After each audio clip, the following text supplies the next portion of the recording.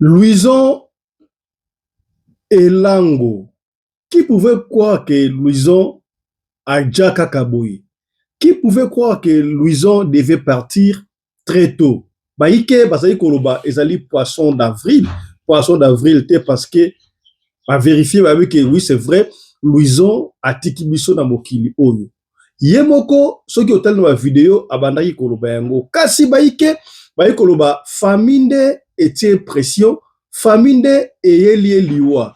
Po Louison aponaki vi na ye moko boye ya kozala na ndenge toyebi wana. Kasi famille lobaki non, mobali normal akozala ndenge wana te, mobali il faut azala mobali.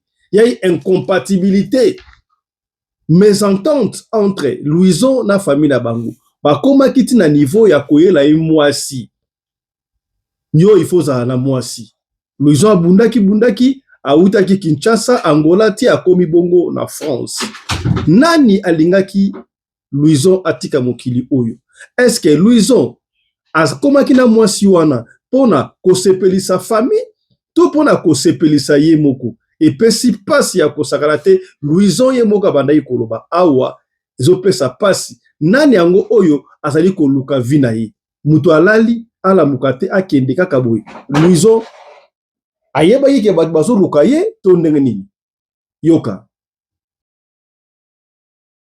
Ata bino molenga na sabino ke na TikTok ya bando ki bazala kawa botala commentaire Louison na komi o mabeya ya ndo ndengo zawa na malédiction na yo oyo lancé na après-midi lelo ya ebeti poto poko mbona na komi o malamu te. Louison toko zongisa yo ata kindoki na koluka noko na yo koto ya papa. Maman nangayi.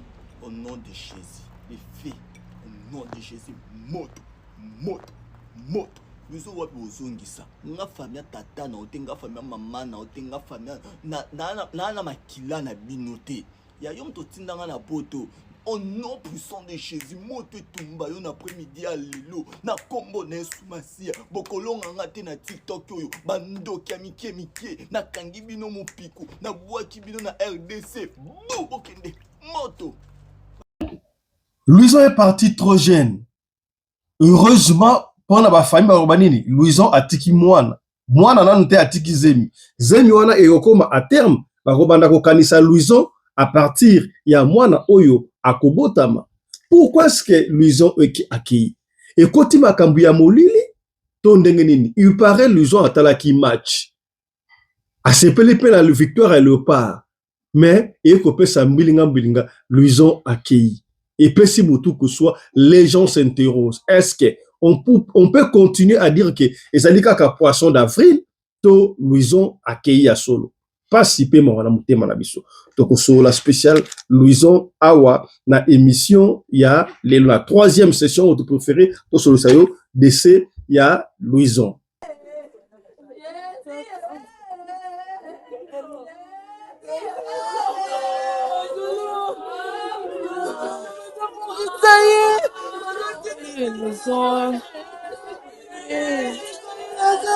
Communauté congolaise à la makila, Louison na maboko, on ne peut pas dire le contraire. On m'a dit que même abattu na souka, on m'a dit stress, on m'a dit abattu malade belé. Louison il est jeune, tina niveau ça ba cru sur na âge na il est sportif, azamoukié. Am né était ceux qui m'ont de rôle ba ke ba grâce ou ça il a dit. Mo eloko memi Louison na liwa et la communauté congolaise. Communauté congolaise ba na makila Louison na maboko, ils ne peuvent pas dire le contraire. Na ba singa awa na boya kosalela. Na boya kosalela Louison Congo ça dégage communauté sokola bozala na TikTok. Oui, Rosette. Parce que quand na sololi na muninga na na tuni Louison. Il problème ngo ezani ni a expliquer nga ko kata bi ko soko tikinga na komi boma ale ozo sati muninga mutazo lela na privé lokwa mwana mukie. Na sana ba imagine justement ngo. Il faut na luka ngona so na bina tina ko mwa pe na tia registement ngo te sala kitoko te za makambo akala. Luzwa lela moko asala na crise akokata biro soko meyo sala life na okufa na kokate na omela poison na kokota ngana ba famila ikona bato mususu kokota te kwa bino sala na ngai life yo mo zaki na bomoto boya bo yo mo zaki na bomoto ngai bo sokola nga TikTok mobimba bo lebika ngai funa sala mwa mobali o life na bino salela ete ti bino ba ko ngana ba bosa ni yote Nzamba bossa nyote biso nyonso tomona biso nyonso na TikTok biso nyonso tomona. Nzamba bossa nyote. Singanga TikTok mobimba. Nani asalelanga live te, nani atombola musapa asalelanga live te, nani asalelanga lelo wa Congolais bako se paya bako lela Louison te. Nani asalelanga Louison te biso bako to ekela mawa. Mama mikolo. Boto bosalelanga ba live uninga zokufa dépression kokata olela na kosala te site comme ça bila mo bosala ba live bo mo bisanga mo ya nini yango dépression bon mama siko ba bomiso mwana batu bazo lelo. Bonjour à tous, bien le bonjour. Kim Cosmétique vous présente sa nouvelle marque de soins corporels qui est constituée d'une thym banane, thym caramel et thym métis. Bonsoir ma papa, ma maman. Kim Cosmétique mokonzi ya loposo ayeli bino ba solution ya sika. Ba solution ya sika pona loposo na bino pona ba problème na bino nyoso ya loposo Kim Cosmétique nde solution. Na memeli bino 3 gammes na ngai ya sika. Première gamme ezali thym banane, deuxième gamme ezali thym métissé et troisième gamme ezali thym caramel. Et nga na memeli bino susu ba coffret yango yo pona ba fête. Ba papa bokoko offrir ba mama ba coffret, ba maman pe bokoko offrir pe ba papa ba coffret. Maman Kim Cosmétique donc a memeli bino susu ba produit ya sika pour na chaque partie ya nzoto eza na traitement na yango. Ba gommage ya nzoto yango yo jam susu ba gommage ya nzoto yango ya bato baza na nzoto ya makasi po yo telezaka mwa pasi mwa makolo place mwindu makasi ou mwa maboko ba coude wana nyoso yango gommage. Et puis ba coffret ezali ya walisusu ya ba tampon na bato ba betami ba tampon me ya sika. Et puis naza ba gel douche mususu yango ya thym caramel et puis naza ba gel ya thym métissé ya thym banane. Naza susu na savon ya sika oyo longola ba mami oyo longola ba poche oyo longola ba tampon oyo longola pe banduta yango à la base de tomates. Naza susu na ba huile rajeunissante pour le corps. Donc ils ont tout sous tête à l'obité. Naza besoin ko ba mafuta te, naza besoin ko la makasité. Donc arrosame on a besoin il y a huile à la base de tomates, c'est-à-dire à base de Osimia limeti pembene sase papa sueno nini Baba makamoto na petro te polamba na babola esengi makala yo timabanga Edgar Mvumbi papa na soki osali bongo wana bomi moto bolingo nanga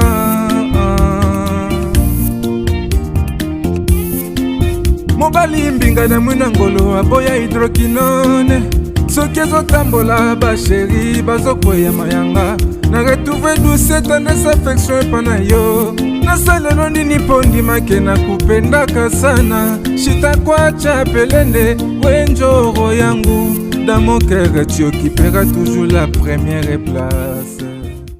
Mbote bandeko balandi ya Radio Lokoe Télévision bisika nyonso bozwami merci na confiance pe fidélité bozali kopesa na programme oyo Radio Lokoe masolo epai wapi chaque fois tozokutana pona kosolola makambu oyo ezali koleka na communauté na biso africaine mingi ya biso batu oyo to lobaka to pe to yokaka lingala ngai kombo na ngai Fiston Pelende tata ya Sedek ya to ye spécialement 3e session oyo pona kosala analyse ya koloba sur décès ya ba moko ya ba tiktokeur baike baebie baike pe baebiete o baebie c'est bon o baebiete comme na eza Louison Elanga Elango Louison Elango mwana mobali oyo aponaki vie ya ndenge mususu alingaki na ye a exploité côté masculin mais côté féminin. Là vous comprenez de ce que je veux dire. Louison d'après explication bisope to yebi penal Louison bien mais on va essayer de faire une analyse ya oyo to zui pa batipo bengi biso ike papa Fiston lobe na likambo oyo ya Louison pour ba famille pe ba lekisi ba famille ba leki ko tia ba tout pression ya kosakana te yango on va essayer de dire 2-3 mots sur la condition de kendeli wana. Qu'est-ce qui s'est passé avec Louison? Louison de Ebiango, il paraît à Bandaki, na Kinshasa qui Angola, on ne sait pas, à loin Kinshasa qui Angola, na Mbongo ya nani, et ça qui famille ton nini. Après Angola, abundaki Louison akoma na France. Na ba vidéo to ekota la wana yemboko ali koloba aya poto na mbongo ya mutute. Alors, soka ya poto na mbongo ya mutute, cela veut dire quoi? Alors na droit ya kosale la vie na ye ndenge yemoko alingi. Ya na yango awa de coloribus and distibus non put disputandum. Les problèmes de goût et de couleur ne se discutent pas. Mutu soka azali mwana ya muke wana okoki kopesa ye orientation. To ebi yango ba vie oyo ba jeune ebele bandi kokota ya nazo lingana prononcer mo yango te. Vous comprenez bala mibali o bakoma kabasi basi bakoma kamibali en principe même bibliquement ezali autorisé te biso en Afrique wana ezali ba pratique oyo ezalaka beaucoup plus na epa ya mindele kasi pona biso batumbi ba pratique wana to lingaka yango vraiment te. D'ailleurs ba pays lokola Uganda soki okay soki ba moni oke ozali mwana mobali comme si mwana mwasi ezalaka ba prison 10 ans de prison quelque chose comme ça, je ne sais pas. Même na Burkina Faso na Sénégal na ba pays belé balingi makambo ante ya mobali ya mikomi sa mwasi.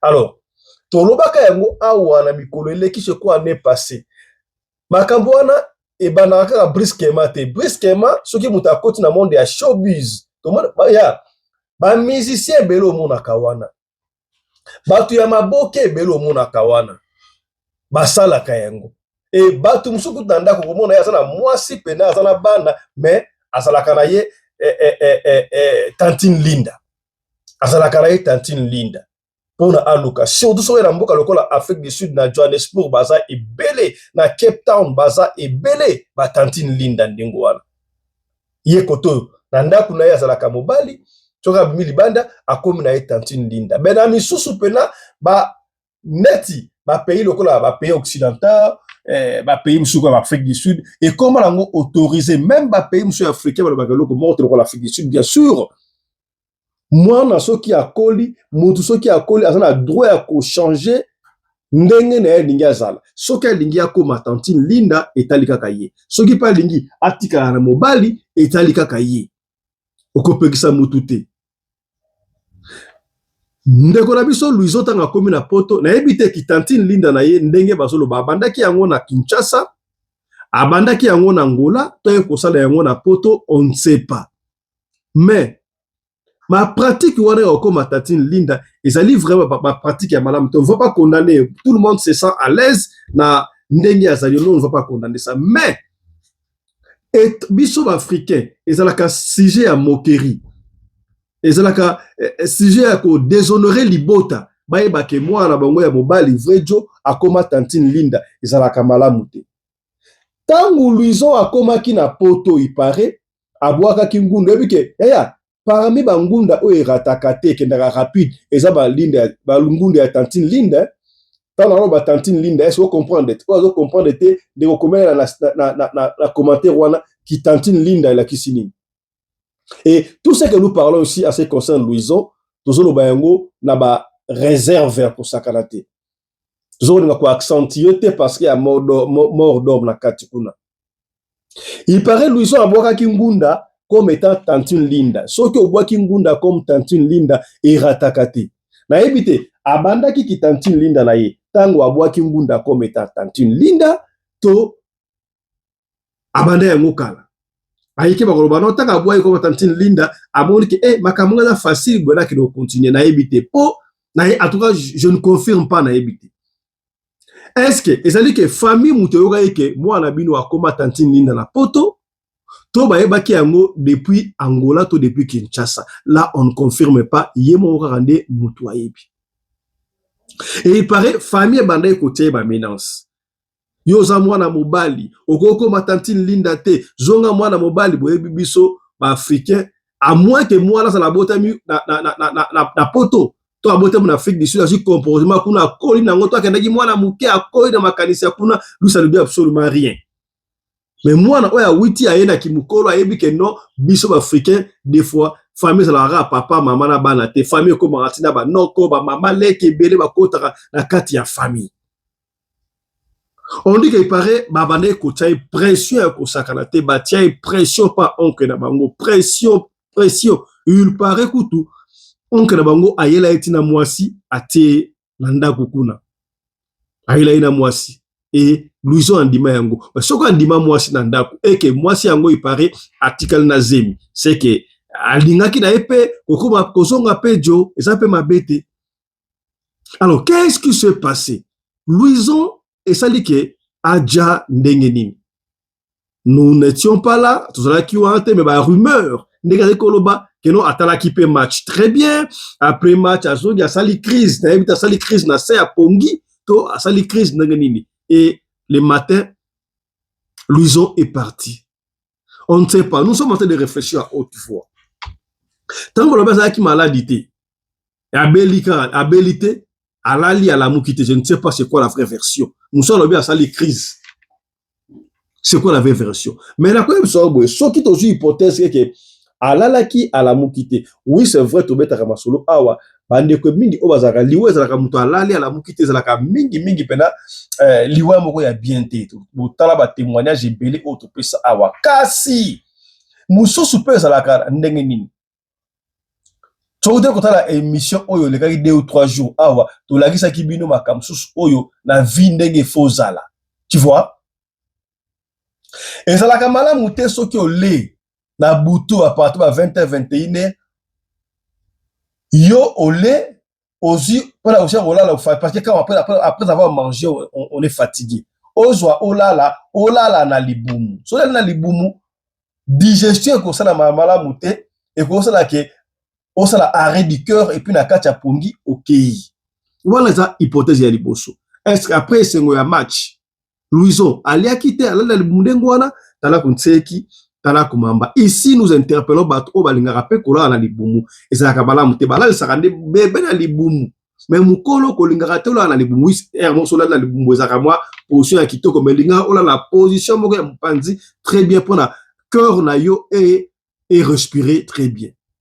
Mususu pe ezalaka okomona omeli koka to omeli masanga na butuana. Olali or très bien ngo soko omeli sucré le cola coca musu et ça ngaka osa la gaz au refoulé ya ne ça la pas ba bébé on a ba bébé so ka miliki il faut ça ndengo wana bébé refoulé bébé sa kitoko na ba tout normal pe ça la kandengo wana soko meli sucré ou meli masanga il faut refouler osa la gaz wana ekiti normal mais soko meli masanga na butu o meli sucré o meli to nini osali gaz te olali soki gaz wane zuyo na kati ya butu na se ya pongi ya départ donc makambo nyonso surtout na vie tokanga ka bando kité total kanano pekaka Louison qu'est-ce qui est arrivé c'est seulement si balobi asali ka gaz dengo na ki qu'est-ce qui lui est arrivé et ça là qui nini au juste juste au sur la parce que on ne connaissait pas Louison mais le cola azali tiktoker azali moko ya influenceur et que matière ekoti on doit dire un mot ya autre peut ça hypothèse awa na radio de coller to ke na ko fungola mémoire ya vie nege et de kaka pour te obara chaque fois soki monsieur Sili lingaka osimba quelque chose te voilà tala siko bandeko ya bi Louison pour meka ko vérifier Louison akufi azalaki crise ngo ndenge nini et belé ba ekoloba non famille bande ko tchai mal à l'aise parce que ya lingaki na vie wana ya kitantine linda famille bande ko boya mais Louison pouvait se décider lui-même étant adulte il pouvait se décider étant adulte que non nga fi na nga na poni nga yango wala topé azape la pomme sur la rappel de wana azana yepe na mwasi na ndaku mais azape ko to tantine linda ye moi il pouvait décider oyo alingaki. Est-ce que c'est vrai que ils ont pression en famille ndenge baila ki mwasi na ndaku pare ndenge baili mwasi avant na mwasi wana mwasi a commis en retard c'est kalingaki yango est-ce que mwasi for ça qui est tout ça la fête je ne sais pas d'une part ça qui a besoin ya kotika elembo n'est-ce pas donc voilà un peu ça makambo oyo ya Louison. On n'a pas de commentaires à faire là-dessus mais to sali quand même moi analyse mouké makambo à Louison puisqu'on devait parler au lobby mouké pour la bino yeba qu'est-ce qui s'est passé to pesera ba hypothèse mais soit que tu aussi ba vraie information cause ya lui parce que jusque là bande comme ça le poisson d'avril on ne sait pas mais ça fait poisson d'avril c'est parce que le 1er avril et ça poisson d'avril et ça li makambo ya solo que Louison est parti Louison elango est parti. Est parti. Et il faut se préparer à tout moment. À tout moment. D'ailleurs, chaque fois, nous vivons dans un monde où il y a plusieurs mondes. Ma vidéo, c'est la binoise. Ndeko moko, bana benga Luizonan. Noko international. Luizon bana benga noko international. C'est mec international, ouais. Voilà, Luizon c'est mec international. Il est parti. Et il faut faire très attention dans la vie. Soyez toujours prêts. Avant Bima, Sambela. Tant que vous avez là, Sambela kana libota parce que vous yebite ko sika ndenge nini.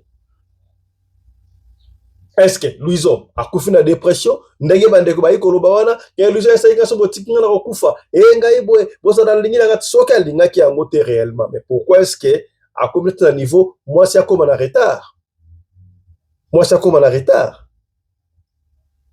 On ne va pas vous interdire pour la vie na yo, montant libre ya ko choisir ndenge ya lingazala. Ce qui ba parents bolinki ba na bino bakoma batantine linda te. Déjà ba sin musu ba symptômes belé bandaka na ki mwana muke. Okomona mwana muke alingi mingi ko sakana ko sakana na ba petite fille.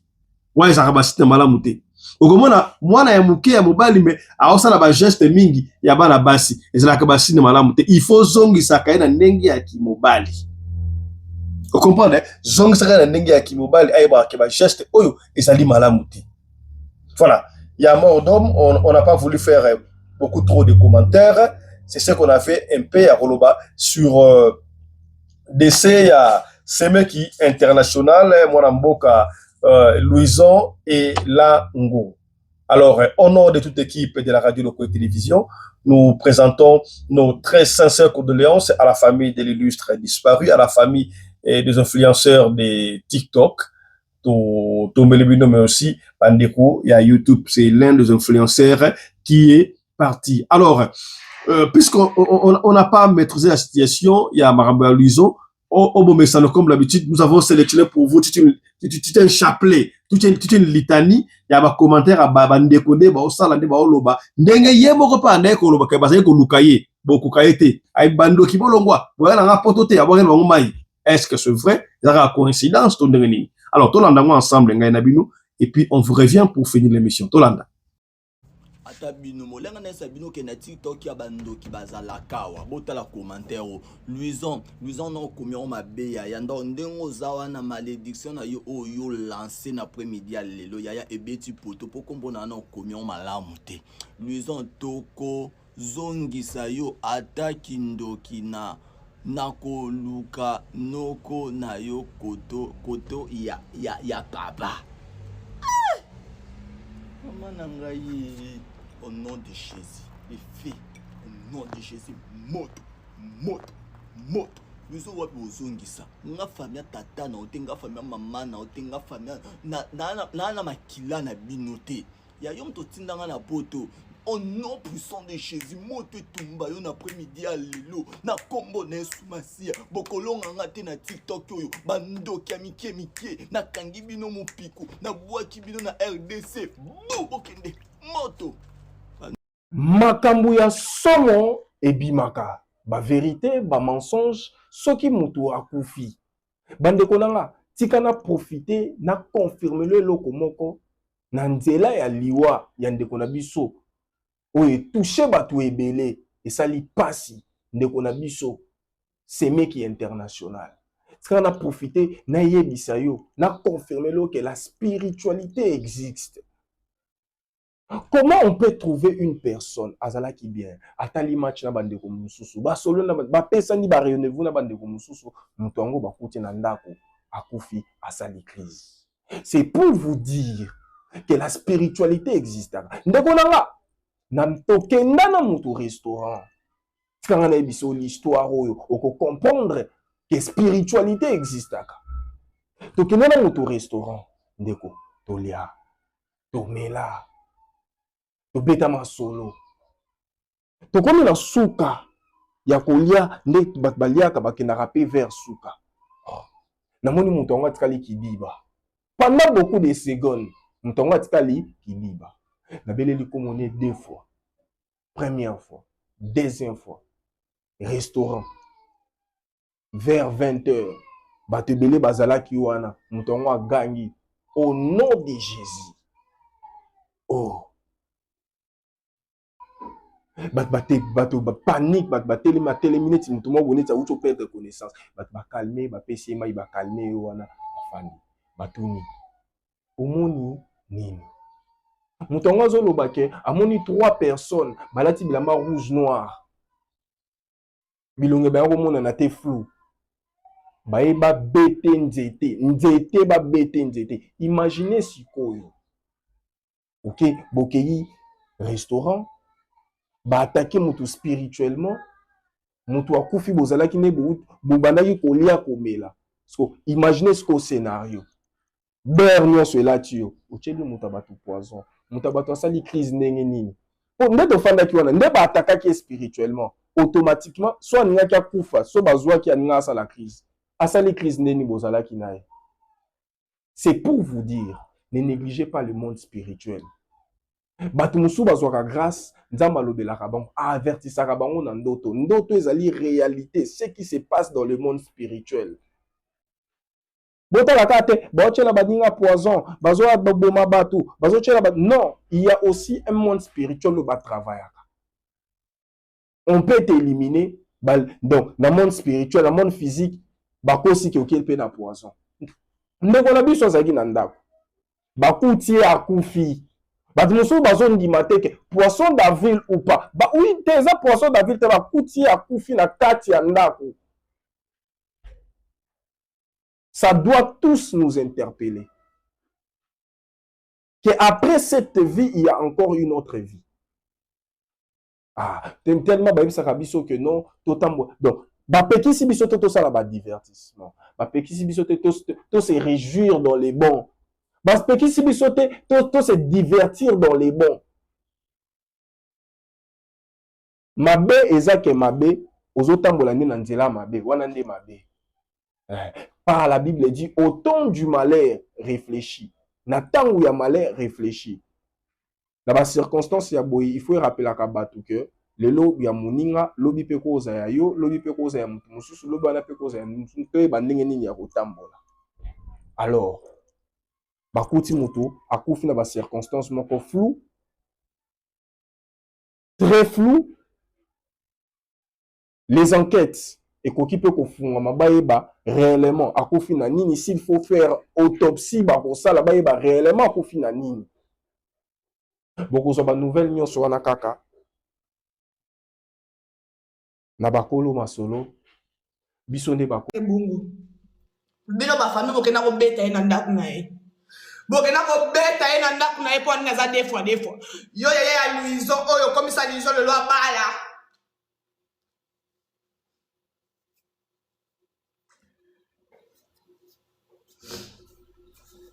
là oye la bino que ton âme repose en paix Louison na biso bande konanga na episa bino chaque fois restez vous na terre kabino éveil botika la bino za des fois eza orientation sexuelle na yo kolanda batute o mesano na mwasi na ndakute comme moi selon moi analyse na ngande kuna biso ko fina pasi eza ko kufa na pasi parce que pression ya ba famille to na ba famille na na linga ba na sachet na linga bino na kuaka bino bandoki bandoki ba famille ba tie mwana mal à l'aise na poto mwana tia bongoli mutema bo tiese na mwasi na ndako bo longoli muto orientation sexuelle bon ye wana kufisko aboti na tout ni ba famille à Louison aboti tala so na zaki na France bon biki pona na Grèce yo no kwa Louison yaki awa ke yo Louison yo sa soni famille yo ngo pesa biso Louison musu sa TikTok bo changer mutu makambu même na TikTok comme tu as biloko ko lia bo changer c'est mo wei makambu donc bino bo leka tika zemi bo atiki zemi problème ka tiki zemi quoi que zemi na bo mona bino bande bo la monana bino bande ko na bo la monana bino bande ko na bo la monana boke bali sa mbangu bangu bo sese makambu pré yangonga je reste ségolène même toutes les mots qui sont contre nga na tika linga voilà Pour nous changer, pour nous séparer sa famille, bateau belé va comment désorienté. Abeli le côté sali AVC. Pour nous AVC on a besoin même ça ça na moi ça n'a qu'on a zako linga, ce n'est pas sa vie. Et ça vie n'a été. Les gens ça n'est orientation sexuelle ça qui deux fois tout le monde le sait. Pression ya famille. Pression ya famille nous te sali que moi mon balai se retrouver dans la situation ba AVC. Vrai ou faux? Pour vous dire c'est qu'il est ngana finga bino. Na finga bino za TikTok ya muninga na mtu akufi. Tane no bin se no so ina munoko. Ngomona no bin se no so ina munoko. Ngamona na leli tane si le dongolinga. Na ko chesa bobinga ka posoki na za na France te. Yo no kwa lizo jour no mono na matanga lizo oyebanga. Na famille na bino te bo lianga pete mais na yo ko le banto que muninga na ya musala. Biso tozo mona te bozo maltraiter lizo awa. Si lui va changer orientation sexuelle na ye. Lizo bo chese na moi si na na pression ya famille.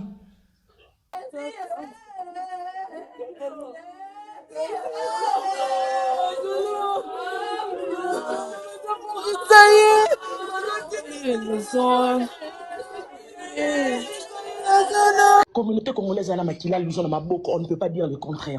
On m'a dit que même abattu na souka, on m'a dit stress, on m'a dit abattu malade belé. L'usine il est jeune, tu n'as ni voir ça ba cru sur un âge naïe, il est sportif, azamoukié. Un né était ce qui m'a dit de rôle ba grâce ou ça il a dit. Moi et l'autre m'a dit l'usine à loi et à communauté congolaise. Communauté congolaise ba na makila l'usine à ma boko, ils ne peuvent pas dire le contraire. Na ba ça la na boya ko ça la luzo Congo ça degré communauté sokola bozala na TikTok. Oui, Rosette, oui. Parce que quand na solo na muninga na na tuni luzo le problème ngo ezani ni a expliquer nga ko kata bi ko soko tiki nga na ko mi boma ale ozo sati muninga mutazo lela na privé le kwa mwana mukie na sana ba imagine justement ngo il faut na luka ngona so na bina tina ko mwa pe na tia justement ngo te sala kitoko te za makambo akala. Luzwa lela moko asala na crise akokata biro soko meyo sala life na okufa na kokate na omela poison na ekokota ngana ba famila ikona bato mususu ko tia te kwa bino sala na ngai life yo mo zaki na bomoto boya bo yo mo zaki na bomoto ngai bo sokola nga TikTok mobimba bo levika ngai funa sala mwa mobali o live na bino salela ete ti bino ba ko nzamba bosani yote nzamba bosani yote biso nyonso to mona biso nyonso na TikTok biso nyonso to mona. Nga TikTok mobimba nani asalela nga live te nani atombola musapa asalela nga live te nani asalela lelo ba congolais ba ko se perdre ba ko lela Louison te nani asalela nga Louison te biso ba ko to ekela mawa mama mikolo boto bosalela nga ba live uninga zokufa depression ko kata olela na ko sala te site comme ça bino mo bosala ba live bo mo bisanga ngo ya ni yango depression bo mama siko ba bomiso mwana bato bazo lela mo ni yo azali kitoko na TikTok toxique ba congolais teya bozo seka ye kaka ata bozo moni azo teya bozo seka ye kaka ya 3 semaines ba congolais ya nda mo mama sita oza na 3 semaines pasteur Simon moko ateya ka o tia mata teya na live nanga elai pona sija Luzon na fanda bato bayelinga o neti to uti na live kula mutu kama no kuna azo prier ngabi botika mwana bato likamunini yango o abongola mutema te bobandi ti pasteur ayo mata banjo te lokwa nzamba ayo kombuye likamu sije wana yuzo saidi nga pasi bofinga nga TikTok mobimba po mwa mobali Rosette ba komisi mwana bato ba sevela ba peka maboko ba zo ba lukaki mama na kiti na nga merci hein yo rien bemi Rosette kolobaloba mingi to ka pe muso salo passe et na beli na fièvre ça ni nga funa ke kutu et na quelques jours avec Rosette kana matin live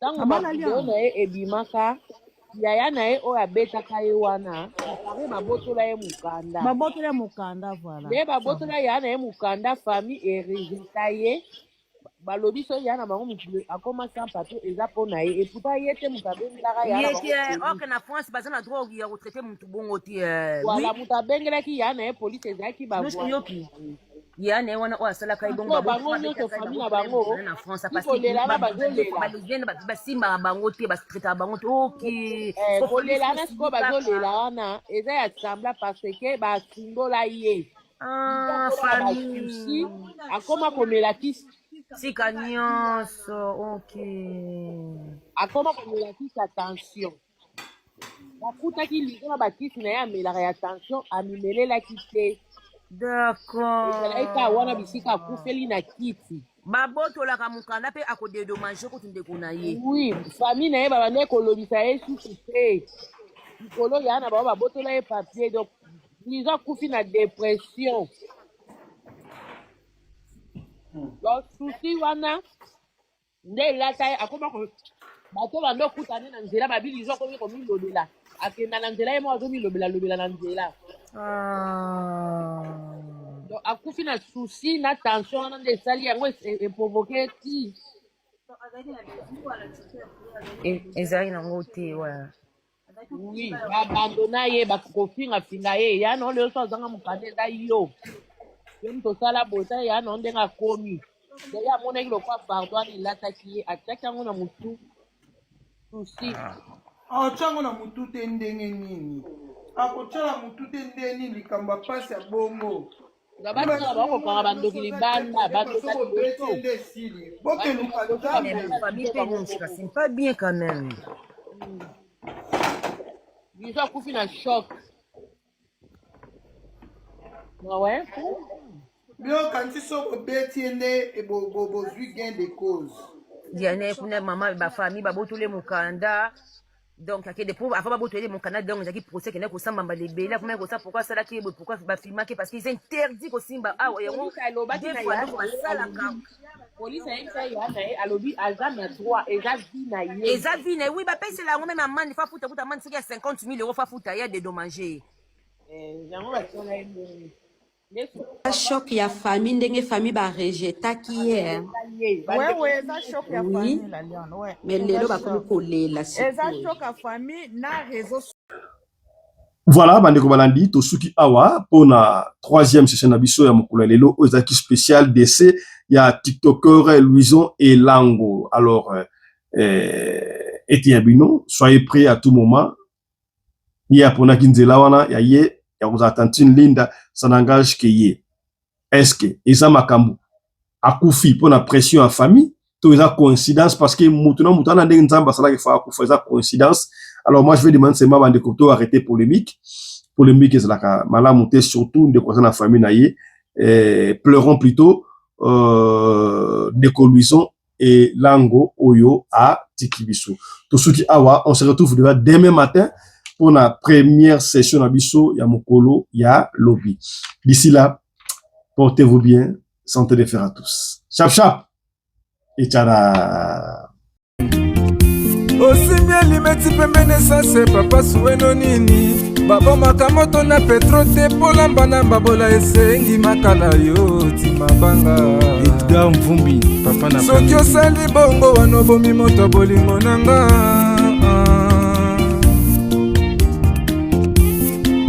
mobali mbinga na mwina ngolo aboya hydroquinone soki ezotambola basheri bazokwea mayanga na retrouve douce tendresse affection epana yo nasalelo nini mpo ndimake na kupendaka sana shitakwacha pelende wenjoro yangu dans mon cœur tu occuperas toujours la première place.